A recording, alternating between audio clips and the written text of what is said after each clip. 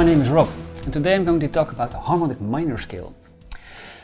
Now, the harmonic minor scale is probably the most typical sounding scale out there. It has such a profound sound that you recognize it immediately. It's not a minor sound, it's certainly not a major sound, but it's an exotic sounding scale that takes you to Oriental landscapes and hot, dry deserts with pyramids in the distance. Something like that. Anyway, the harmonic minor scale is a minor scale with a 7th degree raised semitone. So if we wanted to create an E harmonic minor scale, we have to take the E minor scale and raise the 7th note. The 7th note is D in the E minor scale, so we have to raise the D to the D sharp.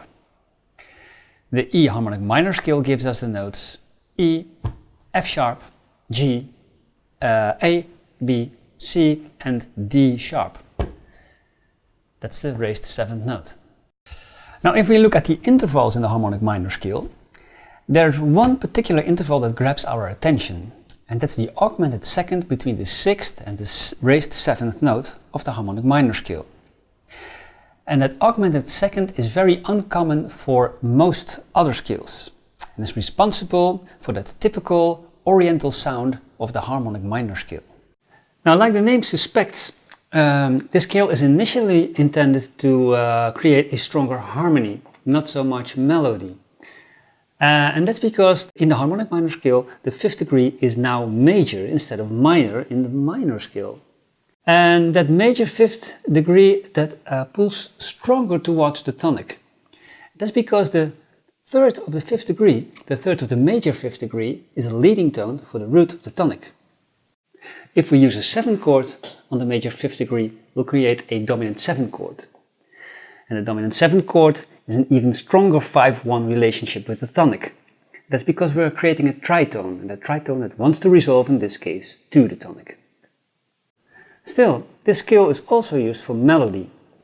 And this was done in classical music by virtuosos like Beethoven, but also by neoclassical rock guitarists like Yngwie Malmsteen, Ritchie Blackmore, Paul Gilbert, to name a few. Now let's take a look at the chords in the harmonic minor scale compared to the minor scale.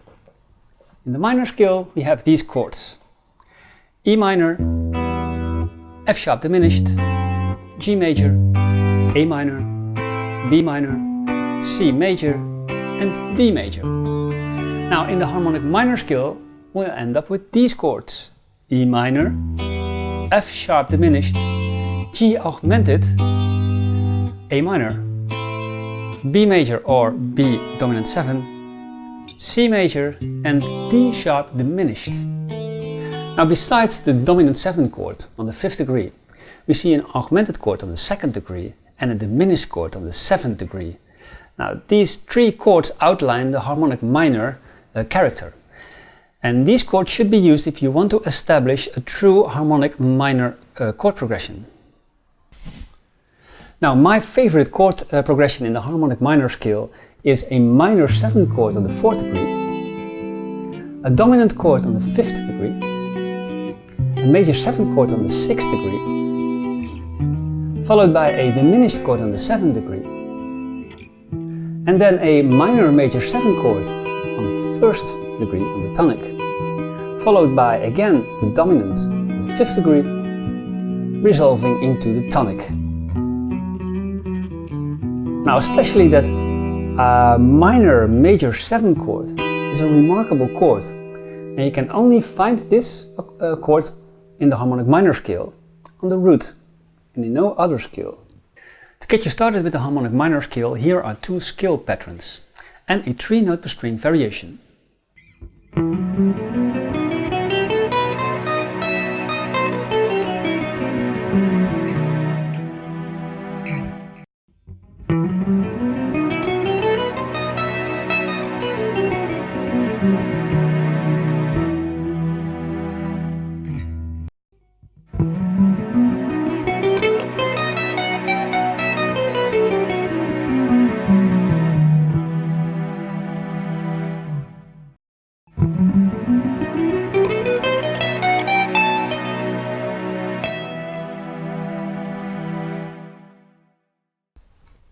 Now, here are some ideas for using harmonic minor leads.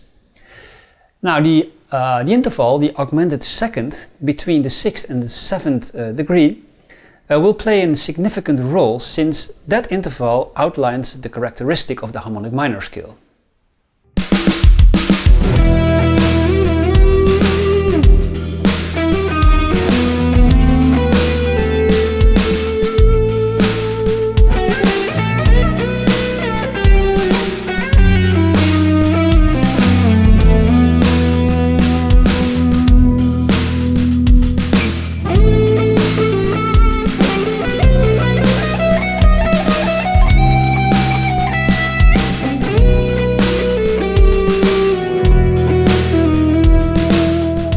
Use open strings or tapping technique for a nice change of sound.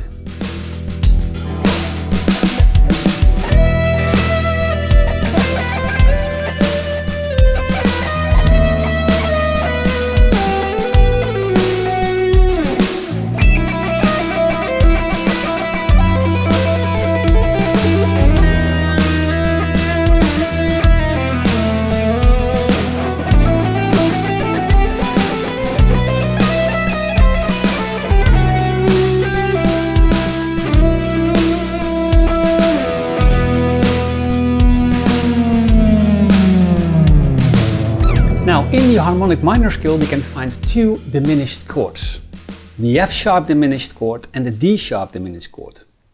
The F-sharp diminished chord consists of the notes F-sharp, A, C and E-flat is in fact the D-sharp in this scale. And the D-sharp diminished chord consists of the notes D-sharp, F-sharp, A and C. Now, besides the harmonic minor scale, you can use the arpeggio of this diminished chord. And both chords are inversions of each other, so they're practically the same chords. And therefore you can start that arpeggio on any of the four notes, on the D sharp, on the F sharp, A or on the C. Now, a little trick to quickly find the starting point of this arpeggio is to start on the note that is a whole tone higher than the root or a semitone lower than the root. So in E harmonic minor you would start a diminished arpeggio on the F sharp, which is a whole note higher than the root E, or the D sharp, which is a semitone lower than the root E.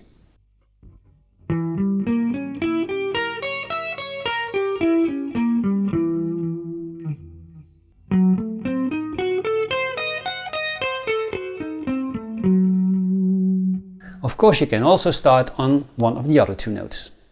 For an in-depth tutorial about the diminished scale and the diminished chords, please watch my video, The Diminished Scale Crystal Clear. And it's a good thing to alter between the harmonic minor scale and the arpeggio of this diminished chord.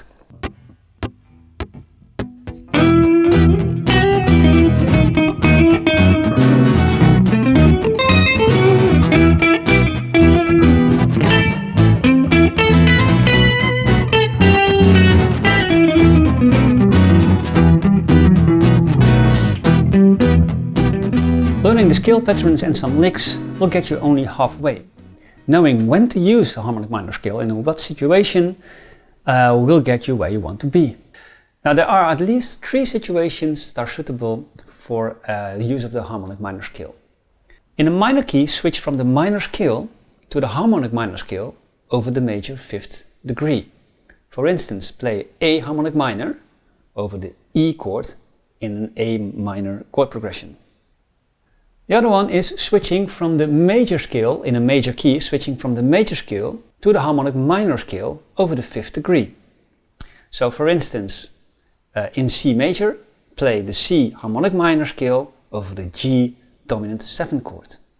You can also play a harmonic minor scale as an alternative for the minor scale over a minor chord. Beware though, do not play a harmonic minor scale over a minor 7 chord, because the minor 7 will clash with the major 7 in the harmonic minor scale. So this concludes this tutorial, and I hope you liked it, and I hope it helped you to understand this scale a little bit better.